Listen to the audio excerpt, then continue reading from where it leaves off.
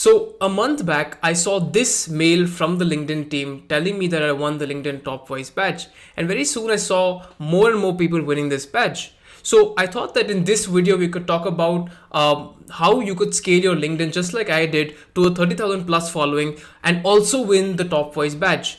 So stay tuned till the very end where we will talk about the whole journey and all the set of strategies you can employ and also win the Top Voice badge for yourself. So let's get right into it. So I want to break this video into two parts. The first part is where how can someone get his initial audience, and the second part, which I'm personally very excited about, is the fact that what are the content strategies that one needs to employ in order to grow this following from 0 to 30k, right? So I think probably first let's talk about those people who don't have a LinkedIn following or have a very small LinkedIn network, right? So how do they get their initial set of followers? And I think what I'll do is I'll cover how I also did this initially, right? So I see a lot of people make this mistake of trying to get on LinkedIn with a 500 plus connection list and start posting content thinking that people will follow them. But usually it's a lot harder to grow that initial first bit of your audience, right? I've seen and I've known people in my network who have a very humble following, like 1,000 plus or 1,000 or 2,000 plus following, right? And they've been posting excellent content, getting great traction. But the mistake they've been making is that they assume that with their small following and consistent content posting, they'll grow their following very fast. And I feel that personally, I feel that's a very big mistake, because at least for people on LinkedIn and at least for the masses, when they see your profile and when they see that you already have a 10,000 following or 5,000 plus following, it's much easier for them from a psychological perspective to actually come in and follow you. So instead, Rakshit, I usually recommend that people initially build out a strategy called brute force strategy, in the sense that instead of trying to post content and trying to build out your following, first what you do is you build out connections. Because luckily, LinkedIn has an option where when you connect with people, they automatically follow you, and that's unlike any other platform. So I feel like even though this is a strategy that you might feel that, oh, you know what, I thought that I'll watch this video and I'll get to know content ideas, even though we'll come to that, what I feel is if you want guaranteed, following, you have to start with a base. And a base means you hit a 5,000 following just by connecting to people. Initially, in fact, what I used to do is I used to just sit and connect 30 minutes every day. I used to just sit and connect with people for, again, just spam connects to people, right? But there's also a small extra layer of strategy here, which makes this a little more logical. So LinkedIn also offers you an option to filter out people by their industry, right? So for example, if I'm personally working in marketing, what I will do is I will search for people in marketing and go out and connect with them, right? What this essentially does is when, let's say you, Rakshit, you probably connect with people in the PM space and you start posting content about PMs, it's likely that once you hit a substantial connection list, at least someone from that PM network would come and like your posts. Got it. Right? So essentially what I'm saying is, build out this initial connection with a very relevant audience. So when you start posting content, you already have a base of people who follow you. And with even a 5,000 following, I can guarantee you with even at least 1% of them will engage with you, guaranteeing you about, again, 50 to 100 likes on each post. So it's an excellent way to start. And another tool that, I personally know, now it's called Duck Soup or Do Soup. I don't know how it's pronounced. But again, it's an automation tool that actually allows you to connect with people based on filters, right? So I highly recommend you go and check that out. I'll drop that in the description box. And this is a great way to elevate your initial following base, at least when you're starting out. So what's interesting is that the precursor to essentially writing content about the things that you're interested in depends on the initial audience that you connect. Right, that you connect with. So for example, if I am in product or if you're in marketing and you eventually essentially want to write content about marketing or product, it would be much easier for these set of users or people to essentially connect with your content and then engage with it. Now, I think we could probably talk a little bit about content because obviously people are expecting that, you know what, I don't want Sure. just like click farming strategies or just like connection strategies. I want content, right? I want to understand how do people. So, I read a very interesting book very long back called Fast, Cheap and Viral. Now, this was a book that essentially is about content and how this person actually went out and tried different experiments and understood what works, right? Now, this book talks about 5 pillars of content. For the sake of our discussion, we're going to probably talk about, you know, 3 of the most important pillars are, you know, laid down by the book. And I feel that if you follow these to the T, you have on hand a perfect strategy to just take your LinkedIn from that 5 to 10K that you've built out through connection requests to that 15-20K, right?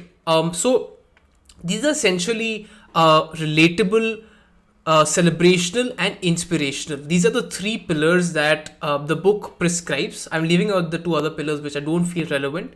Now, why do I prescribe these 3 particular pillars, which is again relatability, celebrational content and inspirational content, right? Now, if you think about LinkedIn, now this is a professional first platform, right? People want to encourage promotions, they want to encourage growth, career opportunities, these kind of things. So to start with, whenever you post something that is celebrational in nature, so let's say I just completed 5 years at my particular company, and here are the things that I learned throughout my journey, right? Now, what essentially happens is, to be honest, Yeah. whether you read the post, whether you read the learnings or not, people are just coming to like the fact that you just completed 5 years, right? And Yeah. again, Yeah. because True. it is a professional True, first true, platform, true. that is why, you know, you have that additional factor that people just come in and engage with your posts. If it's again about something promotional, about, let's Yeah. say, your promotion, your growth, right? Or let's say I just got into a particular college. You know, these are the kind of posts you'll always see doing well. So it is a short to success. So I think even if I look at my LinkedIn, right? So what I found is that now that I'm thinking back, right, the most liked or the most engaged posts are those where I've essentially posted about a job change, where I would get like, I don't know, like 200, 300 likes, and not only about job change or something like that. Probably if you have like a product launch, right? And you essentially post about that you know you were part of building this amazing product. I think Correct. people would essentially want to connect with that kind of content and see that you know Precisely. someone's growing. And again, inspirational content that I also mentioned is again a subset of the same, you know, celebration posts.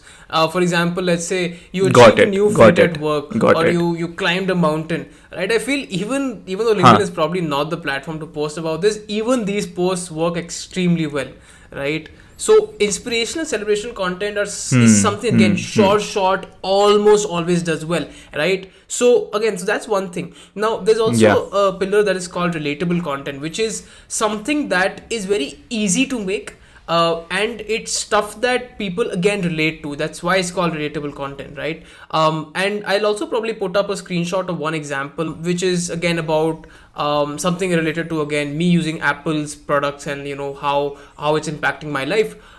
Point is very simple, right? You are, so if you think about how you know a person likes a post. For example, if I ask you, when do you usually like a post? Okay. Either it is an achievement of a person, right? Or if there is something that I have personally faced and that person or that experience, Exactly. right? So yeah. Yes, precisely. So the second point is more of agreeability, right? So you agree with what the other person is saying. You're sort of acknowledging that, Yeah, right? yeah. So usually when people like a post is when, oh yeah, I have faced the Correct. exact same thing, Yeah, and I should yeah, go out and share yeah, this with my friend, yeah. right? So that is why relatable content works so well, right? And it's also very easy to make, right? For example, if you talk about the, you know, how you know product management can be extremely hard because of so and so reasons. Now all the PMs in your network will be like, yes, I completely agree with Rakshit, and they'll come and engage with your content. I have a very interesting example, right? So there's this guy called Shravan Tikku on LinkedIn. I don't know if you have seen him or not, but he's been posting content for on LinkedIn for about, I think, 3 to 4 years now. And he started by posting things about product management and sort of making it as a joke, right? So, for example, he would joke about how engineers don't really understand requirements and product managers essentially get in the way. People think that we get in the way. So he just started posting memes slash jokes around it. And to be very honest, I have reposted his posts a couple of times because I'm Completely like, oh what shit, exactly. this is really relatable, right?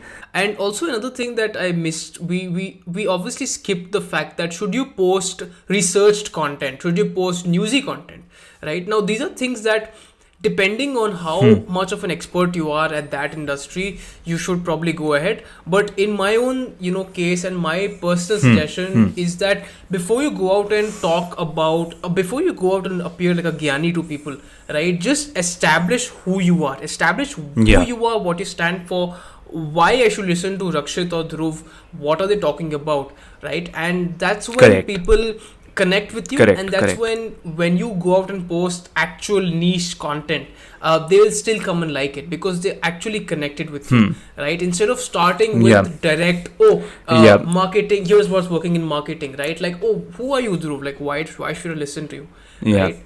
And yeah, talking about niche, right? Because this can be a very difficult topic, and this is something, again, I or Rakshit probably can't tell anybody to decide, right? Like, I can't tell Rakshit that, only talk about PM Yeah. or only talk about this, because a niche has to be a culmination, in my personal opinion, it has to be a culmination of what you would enjoy posting. That's actually at the top of the list. What you would be able to consistently talk about year on year, because you have to stay consistent. That's a given, right? So what you like to post, and what you're probably good at in a little way, in a bit of a sense, right? So I think these 2 points, if you can cover, like what you would enjoy posting and what you're essentially good at, if you can keep them mixed up, right? Like, in my case, I think a lot of people ask me, Ki, Dhruv, you post about a lot of random things sometimes. What I tell them is, most of my posts, if you look at it, is a mix. It's a weird cocktail of marketing, management, teams, and a bit of productivity, because I enjoy talking about these 3-4 topics. And also for you, noticing from it from outside, right? I think you've sort of first established who you are, right? And even when you are talking about organizational stuff or something serious like productivity, right? You always try to bring in your example, or your, to essentially make it more relatable to people. So rather than just saying something like, these are 5 productivity things that you should be doing, you're like, I tried Yes. the Yeah. out I read this book, right? And I tried these 3 things out of 5, and these are my learnings. So essentially, people sort of, going back to the principles that you spoke about, right? Relatable, celebration, and inspirational. If people find you to be relatable, they'll obviously Precisely. engage with you. Precisely, right? So I think you have to decide a niche for yourself in that way, and you could probably also do one simple trick that I've also followed by myself. Now, this, let's say you've decided your niche, right? And now you want to post about product management, for example.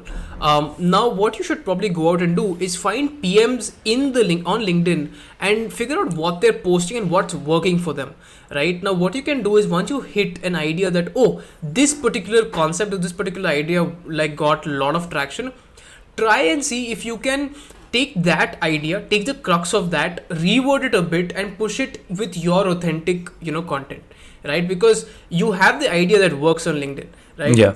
So I think we can pop this particular post Yeah. at this point in time, which is again my personal example. I saw one very similar post do extremely well, and I just reworded it with my own ideas and pushed it again, and it also got about 1,000 likes. Very easy, took me barely 15 minutes to think about the post, right? So this is a cheeky strategy, but it's essentially taking an idea, making it into your own, and rewording it and pushing it out, right? Another idea also is using infographics, right? Now infographics is something that people are like, okay, so what do you do with that, right? I would even go to the extent to just suggest that take an infographic from the net that you think is interesting, put your thoughts on the caption, right? Just say that, oh, I found this super interesting, or let's say, oh, recently this is there in the news, and this is why this infographic is super relevant, right? Now, what happens is you personally didn't make that content, but just because the infographic by itself is very interesting, right? This could be data points, this could be charts, this could be data breakdowns, right? Just because the graphic by itself is interesting, people are not engaging with you as the poster. They're engaging with the infographic, right? Now, I have posted about 2-3 infographics that have gotten me about 6,000-8,000 likes, and I'm not following. I'm not even joking. That's quarter of my following that's just built on infographics, right? Again, cheeky strategies, but works because LinkedIn's algorithm again prioritizes posts which show images and which are showing some kind of multimedia. And I'm even seeing a lot of video content now showing up on LinkedIn. So obviously, in the medium to long run, multimedia is going to be like a mainstay, for LinkedIn. So I think we could talk about another interesting thing. Now, again, as I said, I'm giving you all cheeky strategies, stuff you'll never find anywhere on the net. And I was talking to Rakshit some time back about one particular strategy that has worked a bit for people in the industry. It's called a pod group, right? Now, I don't know if you know what pod groups are, Rakshit, but they're essentially areas where hundreds of LinkedIn influencers come in and like and comment on each other's posts, right? So again, it's like you like my post, I like your post, right? Now, I don't know how much you agree with this strategy. You have your thoughts. I just think that it's a click farm kind of a thing. But yeah, I mean, it's okay if you want it's okay if you want like initial set of likes, but I don't think, and I don't personally want people to depend on that over a long period of time. True. Now, the reason I mention this, because again, I happen to be from the marketing field, and I think my boss would fire me if they saw me using these kind of click farms for actual like business work. But I'll tell you something interesting. Now, LinkedIn again is a platform which where the algorithms are significantly different, wherein again, likes and comments push your posts much farther than if you did the same thing on Twitter or Instagram, right? Like there, the kind of likes and comments, they don't give you reach, right? Here, a single comment, a single like, instantly, depending on the person's following. For example, sometime back you posted something about our podcast, right? Now, normally you'd see 5-10 likes on your posts, but now depending on the content, and I don't know like if this is the case, but because I also liked your post and I have like a 30,000 following, you probably got like 5 people from my network. That is exactly what I saw. So there were like no likes for the first 15-20 minutes, not a lot of impressions. The moment you sort of like that, and boom, it got like 4,000 impressions instantly, and I was like, what's happening? So this is that's the magic of this platform, right? And sort of coming to the last segment of this video, which you probably have been waiting for, about how can you win a LinkedIn top voice badge, right? Because it's sort of the thing that's that spicy stuff on LinkedIn right now, right? And to be honest, there's really nothing to it, because it's just a badge that gives you a LinkedIn premium. Like the actual organic top voice badge, which is the blue badge, gets you LinkedIn premium, probably gives you a tick mark, and also gives you some extra reach.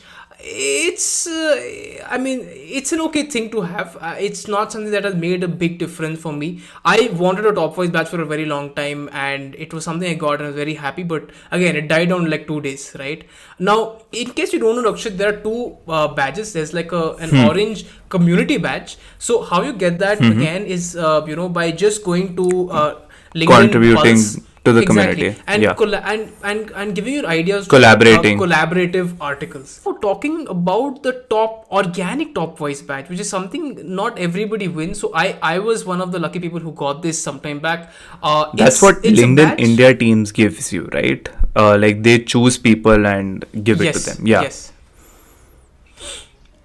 Exactly. So their team of experts actually will scrutinize your profile and decide whether they want to give it to you or not, right?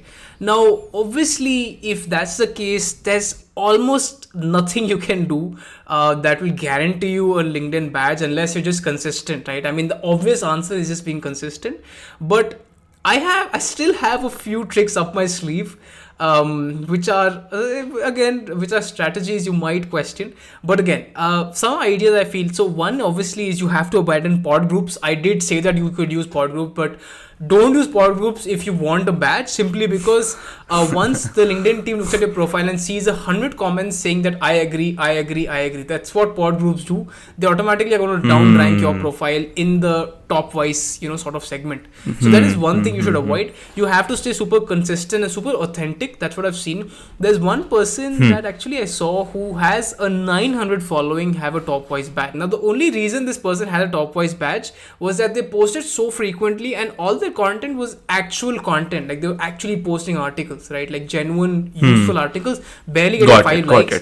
Got it. Authentic, consistent, useful content. Makes right? sense. LinkedIn wants Makes that kind. They want to promote those kind of Makes people. sense. To think about it, right? Makes absolute sense. That's number one. Number two, again, cheeky strategy, but connect with the LinkedIn India team, right? And I can't give out names here. I don't want to do that, but probably just go and type LinkedIn India and see where people from that particular team, right? And just go out and connect with them. Now the cheeky strategy again is that if somehow they're on the LinkedIn team that decides who gets the blue badge, you just keep showing up on their radar and they might actually again shortlist you when they're doing this particular list, right? I personally had known 2 people from LinkedIn, so I feel like that might have had an extra addition to that luck factor for me. But if you want to give it a shot also, I think if you really are looking for the badge, and there's honestly not much to it, again with the features I've just given you, if you want that badge, just go out and do that, right? Just find people from the LinkedIn team, just connect with them, right? And as I said, doesn't depend on following, it just depends on useful, consistent, authentic content, right? Amazing. I think that's about it. So thank you so much for watching this video. This is me, Rakshit, and Dhruv Signing off.